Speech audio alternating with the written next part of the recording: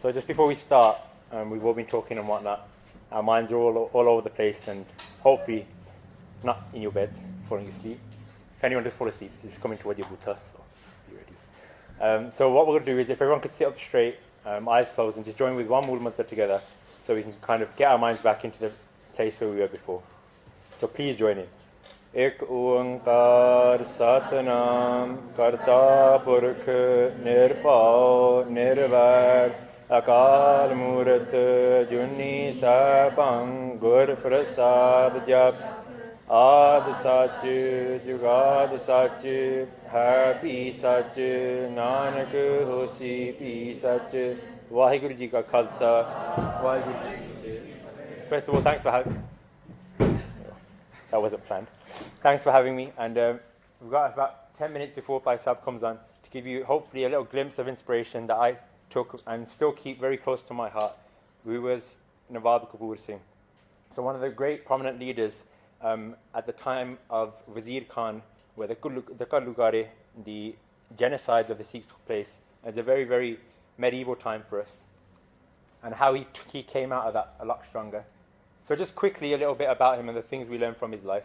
So first of all, his legacy, who was he?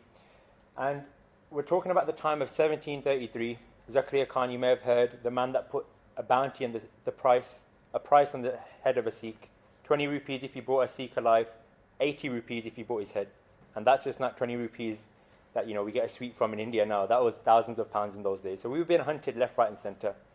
So not the happiest of times. And Zakaria Khan basically got fed up because he was facing enemies from all over India. Other Mughals were trying to take over the reins of Hindustan at that time.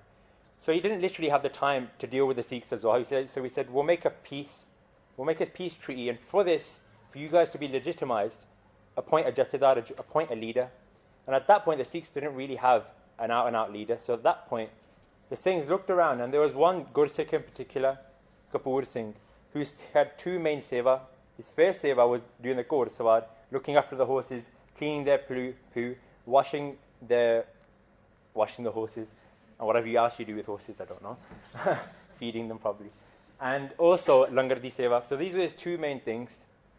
And he did so much seva day and night, and because of this, the Sangat looked towards him and said, we want you to lead us now. But being the humble person he was, being the Gursikh he was, he said, I have no gun, I have no virtues within me to lead you guys. So then, they got Panj Singh together, 5 Amritari Singhs, and that we know is the form of Guru Gobind Singh Ji, and 5 Tiyar Par Tiyar, forever ready Singhs come, and then gave a command that, no, we're being serious now, you're going to lead us. And after Guru Sahib gave him the hukam, after Guru Sahib themselves in the form of Panj Pyari gave him the hukam, they accepted. But they said on one condition, said, I'm not going to leave my seva behind. And that's quite revolutionary, as many of us, including myself, when we get to what we think is a high post, we leave the little people behind, and we leave the little duties behind as well. But it was those little duties that made us, and they were the foundation of it.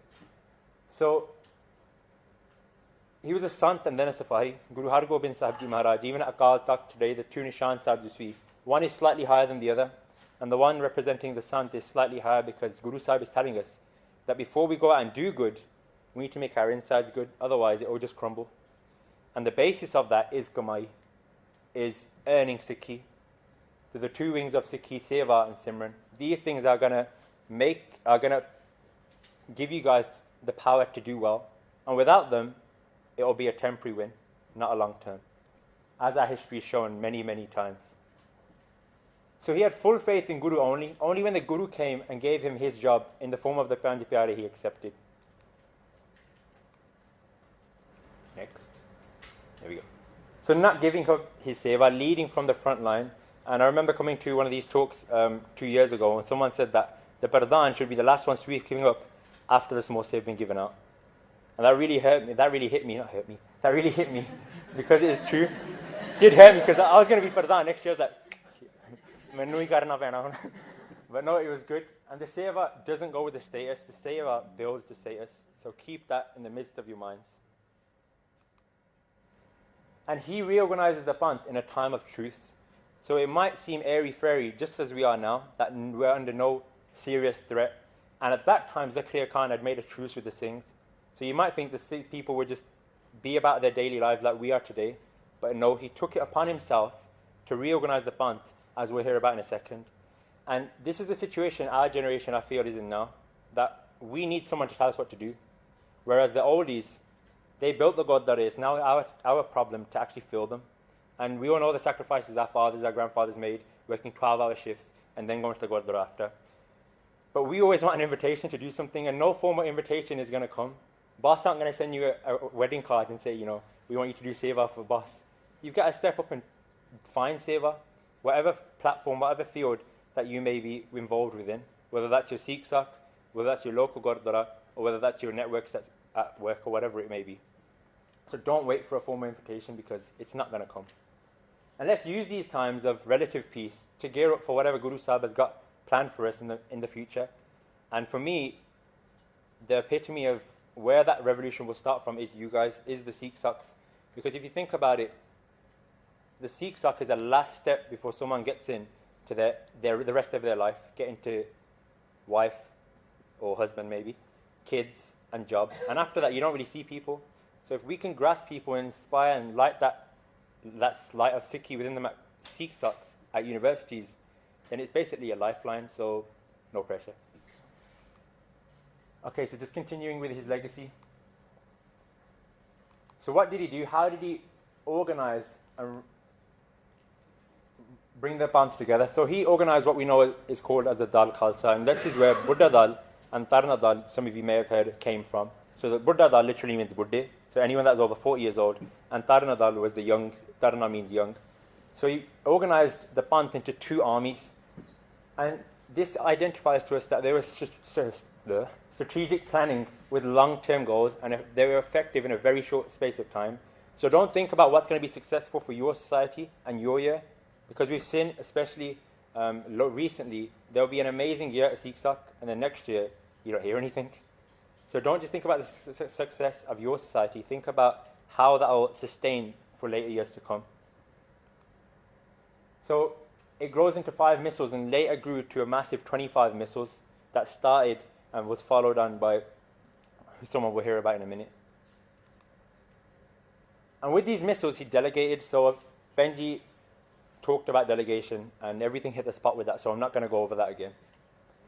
And the Panth started to flourish in one of the worst times of our history. There was a price on our heads. Now, what really stuck out for me when listening to this was that things won't be perfect, but I'm sure your SU won't be coming after your heads, or your student officers aren't going to be putting bounties on your heads. So one thing that kept me going when in Sikh Sak was that we've been through worse times. We've been through times where there were 300-400 Sikhs left. Our problems aren't as bad as they seem. There might be a little committee feud. Someone might have put a rude picture up on WhatsApp, whatever it is. Yeah. These things are small in hindsight. Keep your eye on the goal. Keep your focus on the goal, and compromise. I think the biggest thing in a committee is compromise. And as Pradhan, you guys are going to have to start to compromise first. You guys are going to have to be the bigger man first. So at the time of Nadir Shan, Ahmed Shah, and Masarangar, these famous stories we hear, they adopted an approach of guerrilla warfare. They did what needed to be done, and that will be personal for all of you guys. Whatever needs to be done in your Sikh societies, whatever needs to be done in your localities, get on with the job. And he keeps, this is one of the most important points, he keeps Jassa Singh Ahluwalia very, very close. And from a very young age, he adopts him as one of his own and kind of takes him on as an apprentice. Now, this is something that's been highlighted earlier as well, as maybe getting 1 or 2 first years or second years if you're a third year, and getting them in, showing them the ropes, guiding them so that when they come in for the following year, they've learned from your mistakes and they're not going to make the same things. So forward planning, future planning, and that might be one of them. Having a few first year reps is always a great idea, especially to get the first years in. Okay, so what does this mean to you? I used to iron my pug in those days. Yeah, so that was our meet and greet with the lads. And so what does this mean to you? So it all starts from Guru. It's great having leadership skills. It's great having all the things we've learnt about. But I think what we're starting to fade away from is we feel that Sikhi adds to these skills. It's not how it is. These skills add to Sikhi. So keep Sikhi at the forefront. And it all starts from Guru Sahib. Without Guru, there's no Sikhi. Without Sikhi, there's no Sikh Sak. So go from the source, and everything else will sort itself out. And what that practically means is before you do anything, before you embark upon anything, go to the Gurdwara as a committee, do it on Ardas. If you can't read Punjabi, just do it from your mind. Guru Sahib made language, Waheguru created discussion. You think they're not going to be able to understand whatever's going on in your mind. However, personally, you can connect to your Guru and ask them, say, Guru Sahib, this is your kid, this is your plate. We're just little puppets. Whether it goes good or bad for us, whatever makes you happy, please do. And guaranteed nothing will go wrong, even though it might look like a bit of madness sometimes. So be organized, delegate, we already talked about that, and have serious meetings. This is the biggest thing, man. Apne bande tu desi. Have a meeting, send an agenda a week before, have an allocated time for each agenda point, and then have 20 minutes at the end for anything that's not on the agenda. Be professional. If you're not professional from the offset and you're desi, then you try and bring in that professionalism later, it's not going to work. Start from the offset, be professional, and things will go out smooth. Plan for the future, plan big, don't be scared to go outside the box. Keep your head up at all times, it's not about numbers. Sikhi has never been about numbers. Sikhi isn't about bring as many people as we can. Sikhi is about quality, not quantity. So we had some events where there were 4 people, and we had some events where there were 200 people. It doesn't matter. As long as one person takes something away, the value of Sikhi is so deep that even if one person takes one little thing away, it's worth it. Be bold, stick with your guns, and try something new. Do something that hasn't been done before, whatever that may be. For our year, it was the paintballing event. For your year, it might be whatever lies with you. I used to be a paintball marshal, hence I used my skills with that and applied it. You've all got skills from wherever you've come from. Now's your chance to use them for the Panth. Now's your chance to use them for the Guru. And as a committee, stick with each other. Not everything is going to be perfect. The whole point of being a committee, the whole point of being a family, is even when things go wrong, that you still back each other up and you learn from them. There's no growth in comfort. And stay humble, Prem. Keep those little sevas going. Whatever keeps you grounded, whether it's 5 minutes of seva at the local Gurdwara, whether it's reading 5 Mool Mantra in the morning if you've never read Path before, whatever it is, keep it going, because initially, that's our source of power. And Sikh Sak hopefully will just be the beginning. Don't ever think that I'm just going to do a seva here and then I'm going to leave.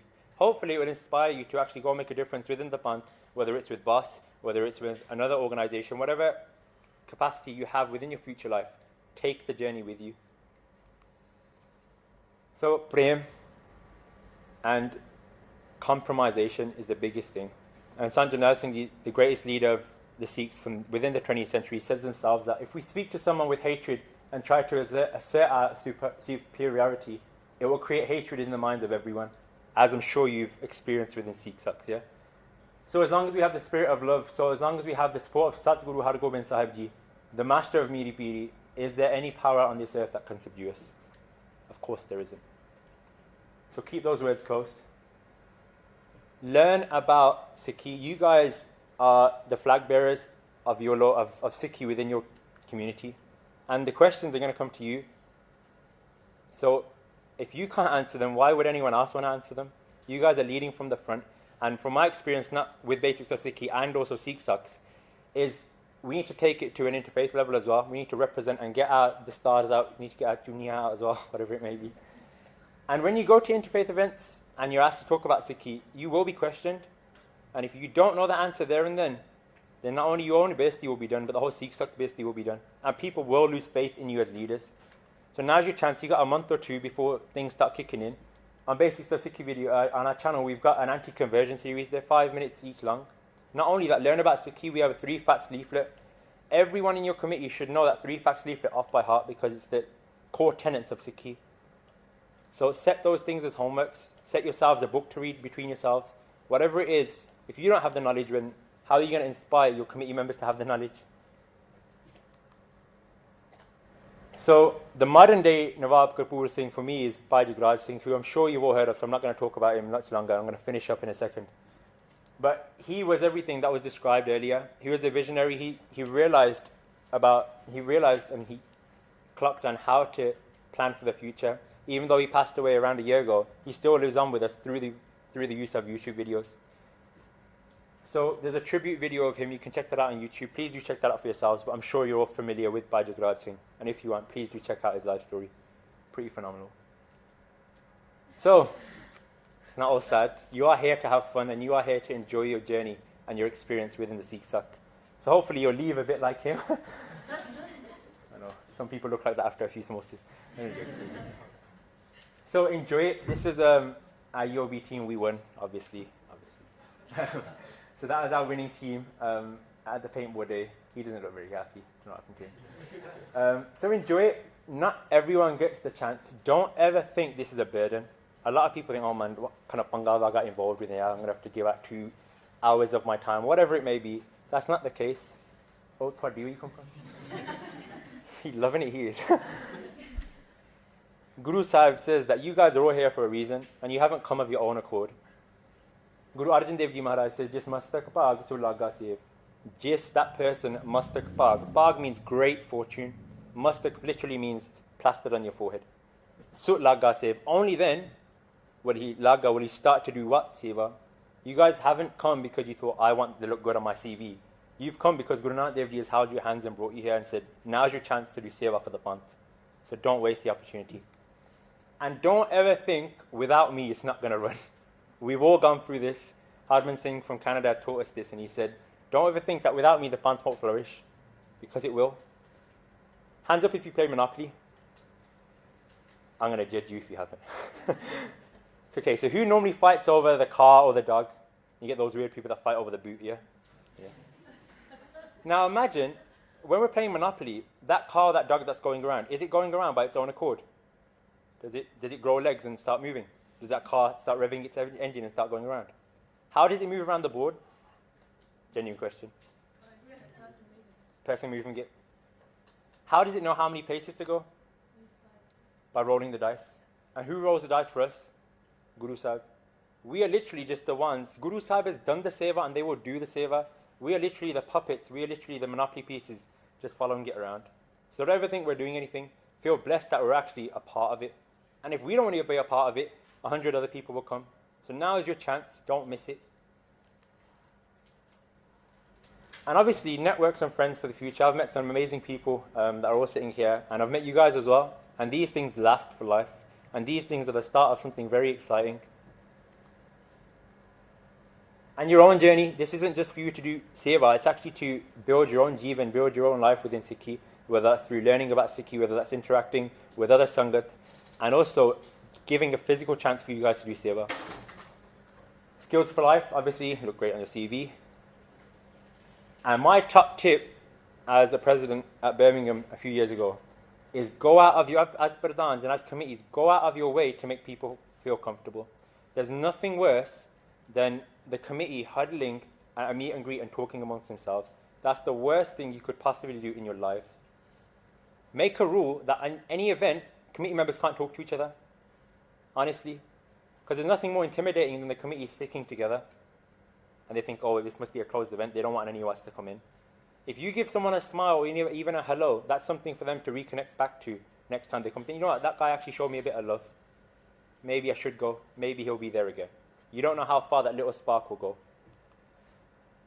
And the Guru is always at hand. We hear that, again, it's all Guru Sahib doing this. We have nothing much to worry about. All we have to do is enjoy the ride. And Guru Arjan Dev Ji Maharaj says, Satguru Sikh ka halat palat swara.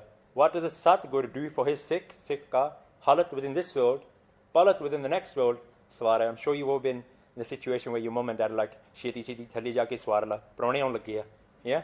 You're getting some beatings as well. Swara means to arrange or to clean. Guru Sahib not only sorts things out in this world, and your Sikh socks, but doing the seva of Guru Sahib sorts the next world out as well. So it's a win-win. And then again, Jinko Satguru Tapya, then a mate na sake koi. Whoever has been given a tapi, pat on the back, or whoever has been established by the Satgur, then a mate na sake koi. Mate means in an instant to be destroyed. Na sake koi. No one can even dare to overthrow or destroy that one who's been established by Guru Sahib. And that's all of you. That's all of your Sikh socks. And that's whatever you're going to do in the future. So just lastly, questions. Hopefully you're famsing your friends now. Maybe not. Okay. Questions. So me and a few of the other presidents, we've actually written up all our notes from our experiences from the past year or so. I've emailed it to a few of you guys that I know. If you would like that, it's basically my top tips for the year. Please give me your email before you go. If you like any help on Sikh Stats planning, national events like paintballing, please come and find me. If you want a reading list on how to enhance your Sikhi knowledge for the future, ask me.